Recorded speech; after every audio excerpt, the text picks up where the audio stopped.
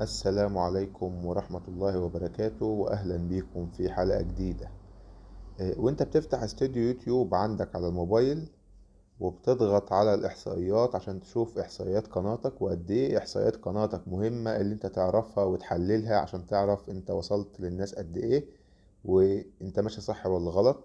طبعا ده مش موضوع الحلقة النهاردة، ممكن نتكلم عنه في حلقات تانية. لكن النهاردة هنلاقي عندك تحت المشاهدات كده وانت بتنزل بتلاقي أهم النصائح المتعلقة بالصور المصغرة.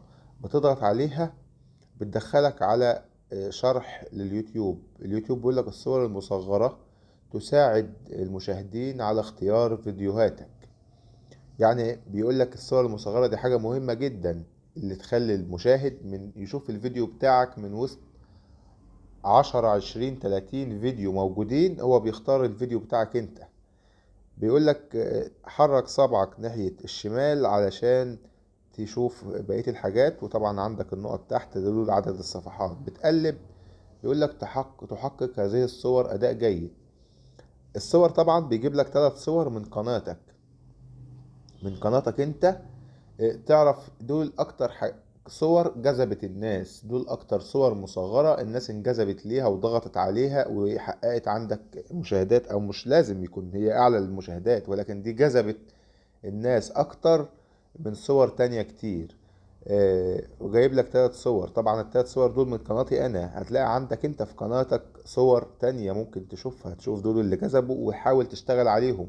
طبعا هيبقى الصورة بالمحتوى اللي في الفيديو هو اللي بيجذب الناس اكتر من محتويات اخرى او صور اخرى، سواء انت بقى بتعمل فيديوهات عن ايه، عن المواضيع دي. يعني معناها الصور المصغرة اللي في المواضيع دي هي اللي بتجذب الناس اكتر حاجة. هنقلب تاني يقول لك إليك كيفية تعزيز جاذبية صورك المصغرة.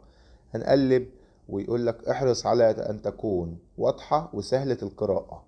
يعني الصور بتاعتك لازم يكون صورتها واضحة، الجودة بتاعتها كويسة. صورة مصغرة لازم تكون كويسة كجودة وإضاءة حلوة. لو الإضاءة عندك في الفيديو، حتى لو الإضاءة عندك في الفيديو مش وحشة، فتح إضاءة الصورة شوية، وضح إضاءة الصورة بحيث تبقى واضحة للناس والناس شايفاها بوضوح.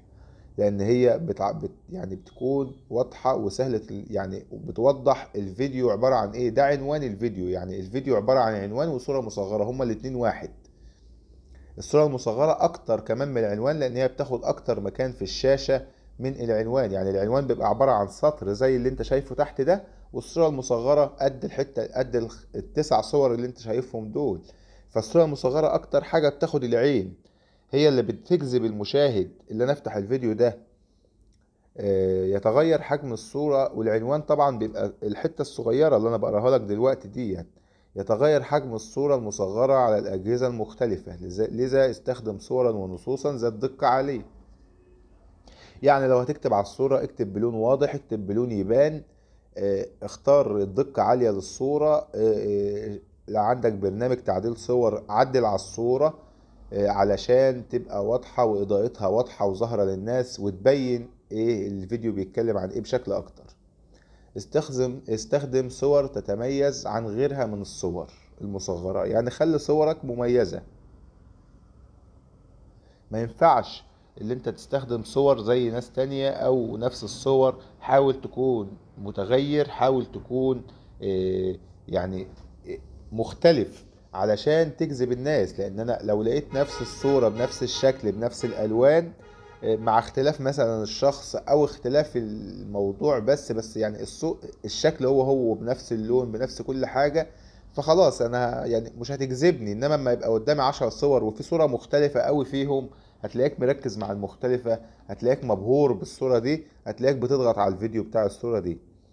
يجب أن تقدم صورك المصغرة لمحة عن فيديوهاتك وتثير فضول الجمهور. يعني لازم الصورة المصغرة تكون بتقول لك يعني ايه الفيديو بيتكلم عن ايه. لو انا شفت الصورة وما شفتش العنوان افهم الفيديو ده بيتكلم عن ايه. الفيديو ده عبارة عن فيلم، عن اغنية، فيديو كوميدي، فيديو رعب، فيديو شرح، فيديو روتين، ايا كان ايه المحتوى. لازم اكون عارف الفيديو ده يعني بيتكلم عن ايه من الصورة. اكون عرفت ايه الحركات او ايه الحركة اللي في الفيديو. الفيديو فيه حركة، الفيديو فيه شرح، الفيديو فيه لعب كورة مثلا، رياضة، في ممارسة رياضة، في تمارين، في اي حاجة، في علاجات، افهم من الصورة بتتكلم عن ايه. وتثير فضول الجمهور، يعني تخلي المشاهد عايز يفتح الفيديو عشان يشوف الصورة فيها، الفيديو ده فيه ايه من الصورة. يعني تخليني عندي فضول، عندي الفضول اللي هو الاحساس اللي انت عايز تعرف ده ايه اللي فيه. يعني لما تشوف مثلا علبة تبقى عايز تفتح العلبة عشان تعرف العلبة دي فيها ايه. اما تشوف كيس تبقى عايز تفتح الكيس عشان تشوف اللي في الكيس. من حلاوة الكيس او من حلاوة العلبة وشكلها، فاكيد اللي جواها هيبقى حاجة حلوة. آه، تذكر دائما العثور على الاسلوب المناسب لك. يعني شوف انت اسلوبك المناسب ايه، خلي ليك ستايل معين، خلي ليك يعني شكل معين ليك، هو ده الشكل بتاعك. حاول تعرف جمهورك اللي انت ده الاسلوب بتاعك. تساعد الالوان والوجوه والخطوط المألوفة المشاهدين على العودة لقناتك. يعني الحاجات اللي هي الوان ووجوه يعني صورك انت بتخلي الناس تبقى ترجع تاني لقناتك وتتابع قناتك وتفتح فيديوهاتك يعني. اعتمد على البساطة، تلفت الألوان والتصاميم الجريئة انتباه المشاهدين. يعني لو عملت حاجة جريئة وفيها ألوان كتير وتصاميم وحاجات من دي، بتلفت انتباه الناس وبتخليهم يفتحوا الفيديو أكتر. أهم حاجة اللي انت تبقى في نفس شروط اليوتيوب، والصورة المصغرة ما تبقاش مخالفة. يعني ما بقاش فيها أي حاجة مخالفة لسياسات اليوتيوب. لا يبقى فيها عري، ولا يبقى فيها دم، ولا يبقى فيها حاجات مثلا حاجات جنسية او كلام جنسي مكتوب مثلا على الصورة او اي حاجة من الحاجات دي. غير كده الصورة بتبقى طبيعية جدا يعني، ما يبقاش فيها اي حاجة. طبعا كل حاجة بتبقى صريحة. يعني الدم هتلاقي دم صريح، ممكن تلاقي صورة فيها دم بس دم خفيف او دم حاجة بسيطة، مش دم كبير وظاهر وشكله بشع وشكله يعمل اشمئزاز. ممكن تبقى الصورة صورة مثلا واحدة واخدة صورة بشكل معين، الشكل ده عادي مسموح بيه، بس مش لازم يبقى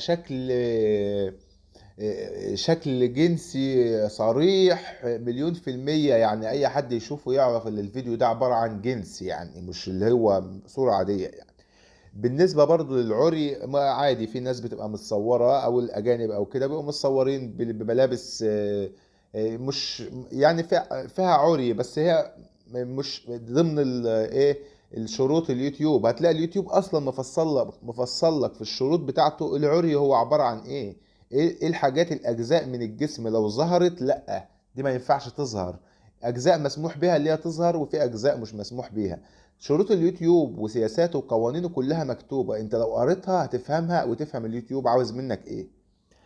استهداف الجمهور، صمم الصورة المصغرة حسب ما يفضله المشاهدون وما يناسبك. شوف المشاهدين بيحبوا الصور نهيه، صممها بقى، صمم لهم الصور دي، صمم لهم الالوان اللي هم عاوزينها، صمم لهم الحركات اللي هم بيحبوها عشان ويناسبك انت برضو، يبقى مناسب ليك، ما يبقاش حاجة انت ما تقدرش تعملها. هل تريد المزيد من النصائح؟ شاهد الفيديو للاطلاع على الطرق بتعزيز أداء صورك المصغرة. وخلاص كده اليوتيوب بيبقى عامل لك شرح على الصورة المصغرة لمدى أهميتها في جذب الجمهور. بتضغط على الفيديو لو أنت عاوز تشوف، هو تقريبا نفس الكلام اللي احنا قريناه دلوقتي. برضه هو عبارة عن العنوان والصورة المصغرة. في نهاية الحلقة بقول لكم شكرا لو انت وصلت معايا لاخر جزء في الحلقة او في الفيديو. ما تنساش اللايك والاشتراك في القناة، ده فضلا وليس امرا. والسلام عليكم ورحمة الله وبركاته.